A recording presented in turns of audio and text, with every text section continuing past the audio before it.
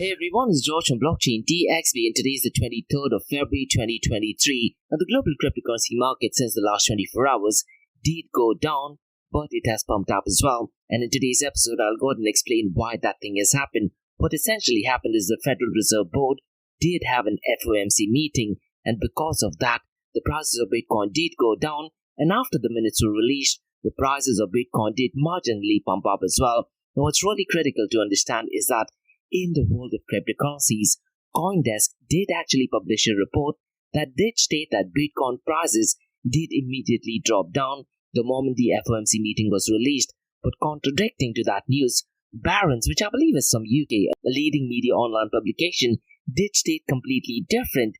And what they stated is that Bitcoin prices did actually go up immediately after the release of Fed minutes. And that's one of the reasons, guys, it's so critical whenever you're looking at information to look at information from the first source. So in this case, ideally what you should be doing is looking at the FOMC meeting directly by the Federal Reserve Board and then tracking the price either by CoinMarketCap or the relevant cryptocurrency exchange that you are following. In today's episode, guys, we're also very briefly going to talk about Sir Tim Berners-Lee. He was the guy who actually invented the World Wide Web, and we will discuss what his thoughts regarding cryptocurrencies are. Is he an advocate or is he a detractor of Bitcoin and cryptocurrencies? Now, unfortunately, it looks like he's not a fan of cryptocurrencies, so we'll very briefly go ahead and touch base on that. In the world of blockchain and Ethereum in particular, there is a massive news that is going on regarding Polygon, and there is a mixture of news. Some of them is misleading and incorrect, but what happened earlier on is that Polygon's blockchain explorer, called as Polygon Scan, that crashed for several hours. Unfortunately, Polygon, the blockchain protocol as such, did not experience absolutely any outage as that, but looks like a lot of detractors of Polygon did try to bash the founder of Polygon, that is Sandeep Nailwal, because when centralized blockchain Solana did actually suffer some attack where they decided to stop producing block. Sandeep Nailwal did actually tweet that the future of Solana is looking bleak and looks like people may be switching in to Ethereum via Polygon network. So a bit of drama, we'll definitely go ahead and explain that. Now there's massive drama going on so far as NFT is concerned and if they are securities. So breaking news is that NBA Top Shot non-fungible tokens which were issued by Dep Labs deems to be unregistered security. So we'll definitely go ahead and talk about that. And look, guys, Tim Draper is definitely not happy about it. So we'll go ahead and explore what that news is. And like we do in every Crypto and Coffee at 8 podcast, we're going to be discussing two news from Dubai, UAE and the Middle East. And the first news is about an event which is taking place on the 22nd and the 23rd, and it has to do with Metaverse and Web 3.0. So it is an annual Middle East CIO summit which is taking place in Dubai. So we'll go ahead and explore what that news is all about. The second news is about Saudi Arabia. An energy giant Aramco has signed agreement with droppGroup to build Web 3 technology. Now look, guys, Aramco is an absolute giant, and them getting into the Web 3 space will be absolutely brilliant. So quite a lot to cover in today's episode. So let's get started today's episode. Welcome to the Crypto and Coffee at 8, the daily podcast that keeps you up to date on all latest developments in the world of cryptocurrencies, blockchain and NFTs. Join us Monday to Friday as you kick off your day with a cup of coffee and a deep dive into the exciting and rapidly evolving world of digital assets. We'll cover the latest news and trends in the cryptocurrency and blockchain space, as well as delve into the growing world of NFTs or non-fungible tokens and Metaverse. Plus, we'll keep you updated on the latest developments from Dubai, UAE and the wider Middle East region. Whether you're a seasoned crypto enthusiast or just getting started, Crypto and Coffee at 8 has something for you. Our expert host will provide insight and analysis on the most important topics in the industry and help you stay up to date on the latest developments. We'll bring you interviews with leading figures in the crypto and blockchain space and explore the ways in which these technologies are changing the world around us, from the impact on traditional financial systems to the potential for revolutionizing industries and transforming societies.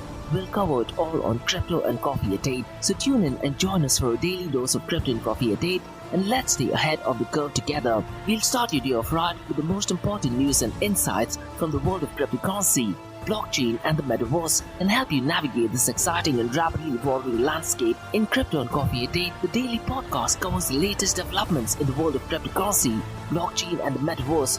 We'll also bring you updates on the latest news from Dubai, UAE and wider Middle East region. This also includes a range of topics such as developments in the local and blockchain industry, including new projects and initiatives, regulatory updates, and policies related to cryptocurrency and blockchain in the region, local and regional events and conferences focused on crypto and blockchain, interviews with leading figures in Dubai, UAE and Middle East crypto and blockchain community, coverage of any significant news or events related to cryptocurrency and blockchain in the region. By covering these local and regional developments, in addition to the wider world of cryptocurrency and blockchain, Crypto and Coffee a Day aims to provide a comprehensive overview of the industry and its impact on the Dubai, UAE and Middle East region. Now before we kickstart today's episode, I have an important message, so check this out. Firstly guys, Startup OI is global one tech platform for tech. It offers global high-paying tech jobs with flexibility in working time and location, global free tech events and tech networks to connect with global like-minded engineers. A brilliant platform to listen to the tech experts in Metaverse and to grab their insights. Now listen, all you have to do is download the app Startup OI. If you're using an Android version, go to Google Store and App Store for iOS devices. Alternatively, you can also click on the show notes below to download Startup OI. Next, guys, listen, if you're into fitness, if you're into adventure, if you want to do something wild but still want to keep your health in check, there is a new podcast in town, a podcast focusing on obstacle course race in the Middle East. The podcast is called Rise in the Obstacle Course Race, and Rise in the Obstacle Course Race podcast is a peer-to-peer community-driven podcast where they talk all about obstacle course race in the Middle East, from Sandstorm to Spartan Race, from Tough Mudder to Desert Warrior Challenge, and also the Government Gov Games, and quite a lot more. The podcast has interviews with athletes locally and internationally to get inside scoop on how athletes prepare for obstacle course race. In the podcast, they also talk about interesting stories on why they are motivated to do obstacle course race. And that's not all. They also plan to release 7 NFTs, and these NFTs are no ordinary. These NFTs will represent every emirate in the UAE. And listen guys, these NFTs are going to be absolutely massive. So do one thing, go to Spotify, go to iTunes, go to any leading podcasting platform and search for Rise in the Obstacle Course Race podcast. And finally guys, not your keys, not your crypto. If you have dabbled with cryptocurrencies and now are seriously getting to protect your cryptocurrencies, there is no better way to protect it by using a hardware wallet. And this is where Ledger Wallet kicks in. And Ledger Wallets are hardware cryptocurrency wallets made by Ledger, a company headquartered in Paris, France. And Ledger's hardware wallets are multi-currency wallets that are used to store private keys for cryptocurrencies offline. And Ledger offers 2 hardware wallets, the Ledger Nano and Ledger Nano X wallets. They are world-class experts with extensive crypto security backgrounds. They continuously look for vulnerabilities in Ledger products in a constant effort to improve the level of security. Now, in today's world, securing these digital assets is a critical challenge, and this is where Ledger kicks in. So click the link below to buy your hardware wallet and support this podcast. It is a brilliant way to support this podcast. So what are you waiting for? The link is in the show notes below. Now guys, since you're taking care of that, let's look at the global cryptocurrency market. Now as of today, it is at $1.10 trillion. Now if you look at the numbers guys, it might be a bit deceiving because the numbers did actually go down and it did actually pump up as well. But if you look at it on an aggregate level, since the last 24 hours, it is marginally up by 0.71%. The total crypto market volume over the last 24 hours, though, has gone down by 11.06%, and it is currently at $61.21 billion. And this happened only because of Federal Reserve Board Chairman Powell. They released the FOMC meeting, which I'll go ahead and explain what it is all about. Now let's look at the volume of DeFi. It is currently down to $7.12 billion, and the total value locked, guys, is well below the $50 billion mark at $49.66 billion. So far in 2023, looks like the total value lock crossed the $50 billion mark only for 3 days. The Lido is still dominating with 17.60%, and so far as its total value locked is concerned, $8.74 billion is locked in its protocol, and DeFi is accounting for a lesser percentage than yesterday at 11.60% of the total crypto market 24-hour volume. MakerDAO is at $7.21 billion, Core Finance at $4.97 billion, Aave at $4.82 billion, and Convex Finance at $4.25 billion. And look guys, I've been looking at these numbers in detail, and to be honest, since the last 24 hours, DeFi protocols as such has definitely not been doing good. The volume of stablecoins has pumped up at $55.64 billion, and unfortunately guys, stablecoin accounts for 90.90% of the total crypto market 24-hour volume. Personally, I'm really happy when the volume of stablecoins accounts for a lesser percentage, which just means that people are using cryptocurrencies. They're using Bitcoin, they're using Ethereum, and they're using DeFi protocols. Now, as of today, Tether USDT accounts for $43.05 billion, Circle USDC's volume is $4.36 billion, and Binance BUSD's volume is at $8.60 billion. But once again, just a quick reminder, guys, when you're looking at the volume of stable coins, make sure you don't look at the market cap of the stablecoin issuers, rather look at the 24-hour trading volume, because that gives a very good assessment of which stablecoins are being used. Now let's look at the market cap, 24-hour trading volume, and dominance between Bitcoin and Ethereum. Bitcoin's market cap is at $464 billion. Ethereum's market cap is well below the 50% mark of Bitcoin's market cap at $203 billion. The 24-hour trading volume of Bitcoin is at $30.7 billion, and Ethereum is at $9.66 billion. Now look guys, if you're into trading, what I'd really recommend you to do is look at the 24-hour trading volume when the FOMC meetings were out, because I'm pretty much sure there was some drastic movement just when the FOMC meeting was out. Now the dominance of Bitcoin and Ethereum is pretty much the same. Bitcoin's dominance is at 42.20%, Ethereum's dominance is at 18.40%. Now in today's episode guys, I'm going to be looking at the market cap of DeFi protocols, and Uniswap is number one, and Uniswap's market cap is $5.27 billion, followed by Aave at $1.24 billion, and Core Finance market cap is $8.33 million. Now remember guys, this is the market cap and not the total value locked. Market cap is completely different, total value locked is completely different. Now in today's episode, I'm going to be looking at the top Cardano decentralized apps. A day before yesterday, we looked at the top Ethereum dApps. Yesterday, we looked at Binance dApps. Today, let's look at the top 5 Cardano dApps. Now, these numbers, guys, are extremely low. The first protocol is GPG Store, followed by Labs by Mutants. The third one is MindSwap. The fourth one is WindRiders. And the fifth one is SundaySwap. Now, guys, if you do want to look at these numbers in detail, dappradar.com is a brilliant website which does provide you detailed information. Now, Cardano at the moment is the third most blockchain protocol. First is Ethereum, followed by Binance. But guys, if you look at the numbers for the top 5 protocols under Cardano's dApps, it is extremely low. So I really am not sure what the future of the so-called decentralized apps is. Because when you talk about blockchain protocols, when you talk about Web 3.0, ideally by now, this number should have been at least 5 times or maybe 10 times. So what I would recommend you to do is look at these numbers, and to be honest, these numbers will be absolutely shocking. So the website where you can check the details of decentralized apps is either State of the dApps or dappradar.com, and make your own decision, guys. Now let's look at the king of all kings, that is Bitcoin. Bitcoin is at $24,149. Now in today's episode, we are going to be talking about 2 contradictory news. One is by CoinDesk and the other one is by Barron's. Now since the last 24 hours though, it is up by 1.36%. Since the last 7 days, it is down by 1.60%. Ethereum is at $1,662. Since the last 24 hours, it is up by 1.03%. Since the last 7 days, down by 1.35%. Binance Coin is at 310. Since the last 24 hours, up by 0.65%. Since the last 7 days, down by 2.68%. Now, before we look at the details of the FOMC meeting and its impact on the price of Bitcoin, let me just talk about what Sir Tim Berners-Lee did actually think about Bitcoin. He did have an interview, a kind of like a podcast with CNBC, and the podcast is well over 30 minutes long.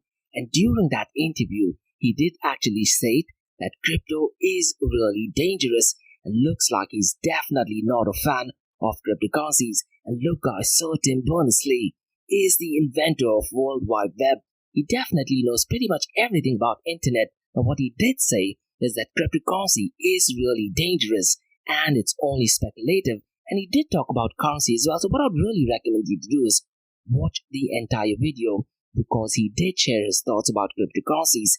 And unfortunately, it is not positive news. What he did actually state is that when you talk about cryptocurrencies, not only is it dangerous, but it is speculative, and he compares cryptocurrencies to gambling. Now, what are your thoughts, guys? If it is someone else who says it, it makes perfect sense. But this is Sir Tim Berners-Lee, who's the inventor of World Wide Web. Now, in that video, he did talk about some of the challenges that the internet is facing right now. And as a matter of fact, even the video is called as 3 decades after inventing the web.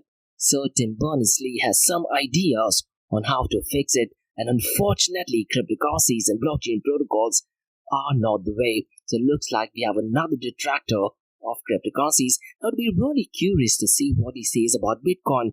Because look guys, I often think Bitcoin is everything that the world needs. 99.99% of the other cryptocurrencies are absolutely useless. I'm still not buying the whole hype of blockchain technology and decentralized apps or even Web 3.0. But whatever your thoughts are, mention them in the comments below. And what happened yesterday is that the Federal Reserve Board released the FOMC meeting. And you need to remember that this meeting is not a new data. This is the information which was released a few weeks ago. So the information that is contained in that is about the inflation numbers. Based on the information regarding the inflation numbers which was released a few weeks ago, they created these minutes, and the minutes clearly mention that the employment rate has remained low, and the members who were present at the meeting do actually agree that the inflation has eased somewhat, but they remained elevated. And they also talk about the geopolitical situation between Russia and Ukraine, and because of that, the United States of America is highly attentive to inflation risks.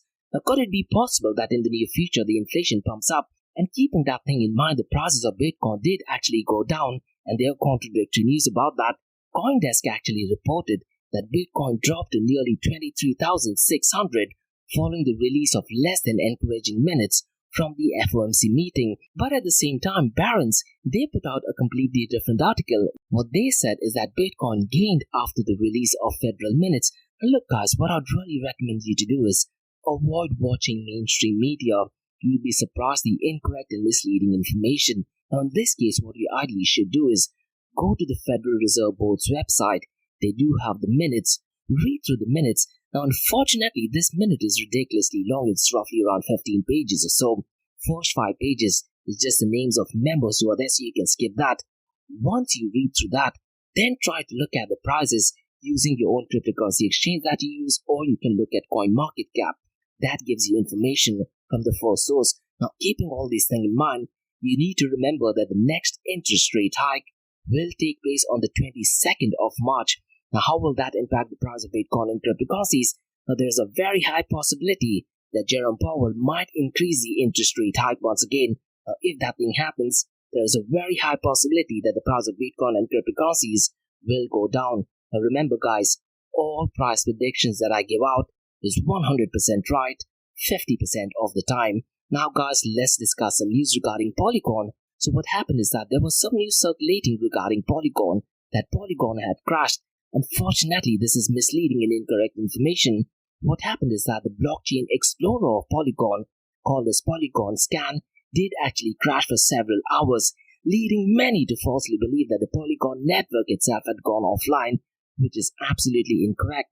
You need to remember that Polygon has not experienced any outages in processing blocks, and Decrypt, one of my favorite leading online publications, they did actually confirm with multiple validators on the network. A few nodes did actually go out of sync, but it's completely restored. The more information can be found out via Decrypt's article. As look guys, a similar thing happened with a centralized blockchain protocol called Solana. Unfortunately, they made a centralized decision to go ahead and stop producing block. In case of Polygon, none of these things happen. Now that thing being said guys, the interruption of Polygon Scan did create the appearance that there were no transactions that were taking place. But because of all this confusion, Polygon's co-founder Sandeep Nailbal did actually mention via Twitter that there were some issues with the blockchain explorer, but absolutely nothing to do with Polygon network. And what he did offer another link called as OK Link, which is kind of like an explorer where you can check all these transactions. Now look guys, if you're someone completely new into the cryptocurrency and blockchain space, all of these transactions can be validated by Explorer. So for Bitcoin, you have Bitcoin Explorer. For Ethereum, you have Ethereum Scan. For Polygon, you have Polygon Scan or OK-Link. And for Cardano, I believe they have something else as well. So this is the power of open blockchain. In case of Solana, what happened is there was a lot of DDoS attack. Unfortunately, the validators did make a centralized decision to stop reducing block, which is an absolutely big no. Now guys, let's discuss some drama in the world of NFTs. And a federal judge named Victor Murillo ruled on Wednesday that the NBA Top Shots NFTs, or non-fungible tokens, which were issued by Dapper Labs, may meet the requirements to be considered an unregistered security. Now look guys, this is an absolutely massive news. I'm really not sure what the implications of these are. And Tim Draper looks like he's clearly upset about this because I believe they also have Flow blockchain, which is catered only to NFTs. And Tim Draper did actually put out some crucial information via Twitter. What he actually stated is that today's order in the Field versus Dapper Labs matter, which the court described as a close call, only denied a motion to dismiss the complaint at the case's pleading stage, and the judge did not conclude the plaintiffs were right, and it's not a final ruling on the case's merit. Now, really, I'm not sure what the implications of this is. I'm pretty much sure that they're going to be heavily fined by this. And what happens to the current and the future state of Flow blockchain? And what I really found really interesting with Tim Draper tweeted is that the courts have repeatedly held that consumer goods, including art and collectibles like basketball cards, are not securities under federal law. Now, I really need some more clarification regarding this, because if arts and collectible like basketball cards are not securities, then it changes the whole dynamics of NFTs as well. Now, I definitely do think that this news is very critical for NFTs, so let's see how this drama unfolds. Now guys, let's discuss news from UAE. And the first news is about a CIO summit that is currently taking place in Dubai between the 22nd and 23rd of Feb, and it is taking place at Atlantis, the Palm. Now the website is idc.com, that is I for India, D for David, C for Charlie.com, and the key topics guys at this summit is sustainable strategies and technologies, talent development with the demand for new skills, and 4 IT improvements that you can implement today. So these were essentially the core topic. On the website, they mentioned a detailed agenda, and one thing which really stood out for me is that they mentioned about Metaverse and Web 3.0 as well. And they have a transformation zone for Metaverse, which is more of a learning area in order to get people more involved in the Metaverse world. Now let me try to give out some more information about IDC, because it looks like they are the one who are conducting this event. And IDC, or International Data Corporation, is the premier global provider of market intelligence, advisory services, and events for information technology, telecommunications, and consumer technology markets. With more than 1,300 analysts worldwide, IDC, or International Data Corporation, offers global, regional, and local expertise in technology and industry opportunities and trends in over 110 countries. And International Data Corporation's analysis and insights help IT professionals, business executives, and investment communities to make fact-based technology decisions and to achieve their key business objectives. And guys, International Data Corporation was founded in 1964. It is a wholly subsidiary of International Data Group, also called as IDG, which is the world's leading media, data, and market services company. So them having an event is an absolutely massive thing for the IT industry. Now let me try to give out more information of why you should have attended this event.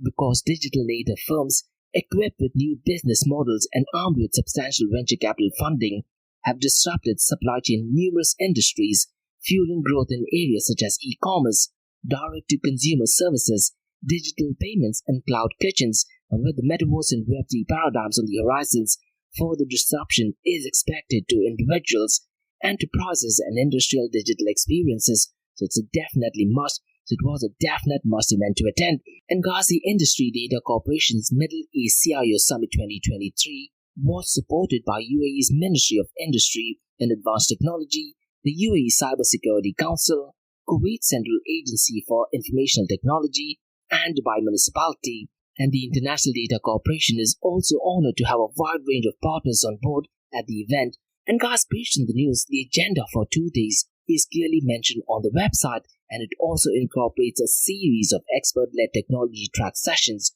focusing on the following key themes. The first one is cyber protection for today and tomorrow, dynamic security strategies to minimize risk. The second one is connecting the distributed cloud from edge to core. The third one is enabling the data-driven enterprise. The fourth one is artificial intelligence and analytics and how to win in the intelligent economy. And the event was concluded with the International Data Corporation Excellence Award 2023, which are going to recognize the efforts of Middle East leading technology executives across the category. They're going to be having CIO of the Year, CISO of the Year, and Women in Technology and Business. So look guys, it is an absolute must event, particularly if you're working in the technology field or if you're working in the IT industry as well. And look guys, when you talk about Metaverse and Web3 adoption, I definitely do think that this was a must event to attend to. Now let's talk about news regarding Saudi Arabia. And since the last few weeks, there is a lot of news in the kingdom of Saudi Arabia. But this news tops all the news. And the news is about Aramco and droppGroup signing a memorandum of understanding. And guys, we all know Aramco is an absolute giant. And they were founded in 1933. And Aramco is a Saudi Arabian public petroleum and a natural gas company based in Tehran. And as of 2020, it is one of the largest companies in the world by revenue. I looked at the revenue, and the revenue is at $359.2 billion. And guys, the number of employees they have is 66,800.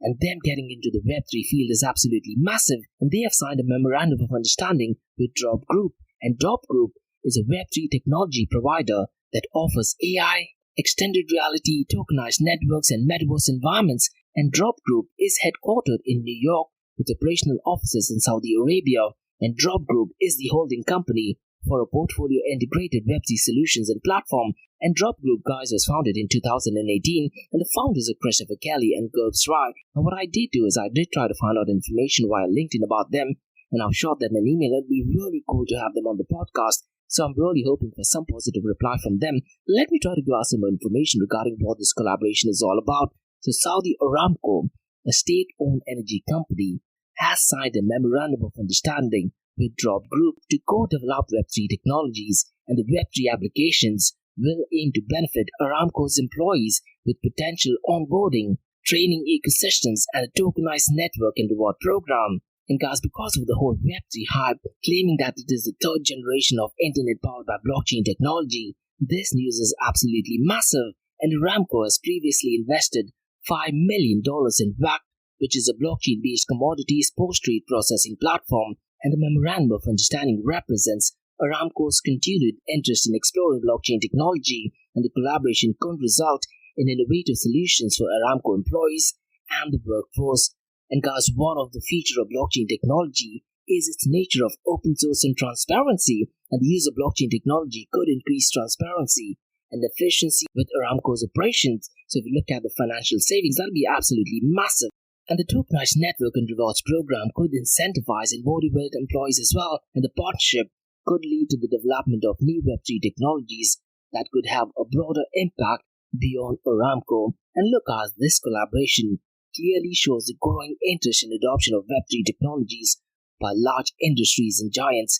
Now, keeping all these things, I just have two questions for you guys. The first one is, what are some potential challenges that could rise from implementing a tokenized network and reward program for Aramco's employees, and how could these challenges be addressed? And the second one, guys, is as Aramco has previously invested in blockchain-based technologies, what are some challenges that the company may have faced during the implementations of these technologies, and how can the company ensure the success of new collaboration with droppGroup? If you do have any feedback or suggestions, or if you have any comments, mention them in the comments below. So those were the news, guys, from Crypto and Coffee at 8 on Blockchain DXB for the 23rd of February 2023.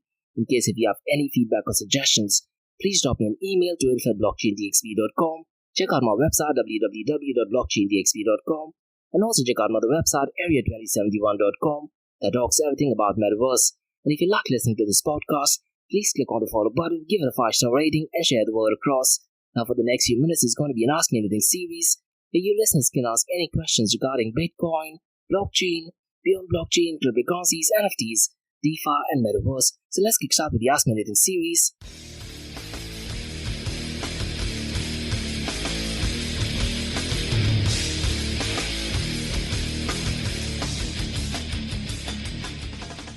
Hey everyone, it's George from Blockchain DXB. You're listening to the Ask Me Anything series, where you listeners can ask any questions regarding Bitcoin, blockchain, beyond blockchain, cryptocurrencies, NFTs, DeFi, and Metaverse. I have a question by Mayor who asks, according to you, what will be the interest rate hike? Now look, Mayor, it is too soon to tell right now, but looking at the FOMC meeting, the numbers are definitely not looking good. One thing which I keep repeating quite often, and I've been saying this since December, is that in the last week of December, the Biden administration notoriously signed a $1.7 trillion spending bill. Now, granted, a lot of the funding will be utilized for defense and by governments, but a lot of the funds did actually go to high net worthy individuals. And in January, precisely because of that, the prices of Bitcoin and other cryptocurrencies did actually pump up. What I'd really recommend you to do is listen to my podcast on the last week of December and on the first few weeks of January as well. Because looks like that is exactly what has happened. But what I think, Mayor, is that because of that, the inflation numbers did actually die down. And when Jerome Powell did actually announce the interest rate on January 12th, the numbers appear to be going down. But looks like based on the FOMC meeting that they had today, there is a very high possibility that the inflation numbers will be picking up. This is exactly what I did mention on the final week of December. Because what's going to happen is, as and when the money is distributed, the market might look good, but eventually over time, you might see severe implications that the economy is not doing good. In March, I do have this very strong feeling that Jerome Powell might increase the interest rate hike, but he might not increase it too much. He might maybe increase it to 75 basis points. That is what I think. But the biggest worry, Bear, what I think is by that time, I do have this feeling that the inflations might be picking up pace. That is not good. And if that thing happens, I wouldn't be surprised if the prices of Bitcoin and cryptocurrencies will go down. And Mayor, last week, a very critical piece of information was discussed where the Congressional Board Office were discussing about the US debt ceiling. And I believe it crossed the $31.02 trillion. That is absolutely massive. And in that meeting, they did actually discuss that there is a very high possibility that the US economy will collapse around July or probably a few months before or after that. Now, I'm pretty much sure that Jerome Powell has to take all these things into consideration as well when he's deciding the interest rate hike. Now, if I had to bet my money, I definitely do think that the interest rate hike will be a little bit higher, keeping in mind the US debt ceiling, keeping in mind the purchasing spending power. And surprisingly, the labor market has been doing pretty good. So really, I'm not sure if the US is going to head into recession, but in March, April, May, June, I do think that the US economy will be drastically going down, and that would unfortunately have a negative impact on the price of Bitcoin and cryptocurrencies. So to answer your question, Mayor, I do think that the interest rate hike might go back to 75 basis points, but I'd be so happy that I'm 100% wrong. It could be possible that I'm overthinking this data. There might be something completely different that I'm missing out, and I really am hoping that I do actually do that. But keeping all these things in mind, I do think that the interest rate hike might just be a little bit higher, and it should not be a surprise. And what I'd really recommend you to do is, Mayor, go to the Federal Reserve Board website. They have a section where they publish the minutes of the meeting, so read through it.